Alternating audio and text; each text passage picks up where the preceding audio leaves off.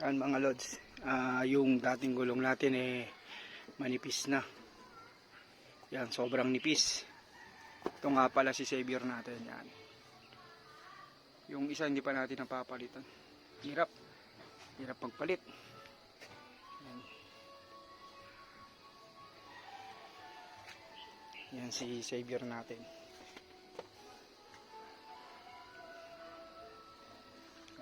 Ito pala ipapalit natin mga kawaiti. Scrambler Fuji sa Shopee yan. Ito ipapalit natin.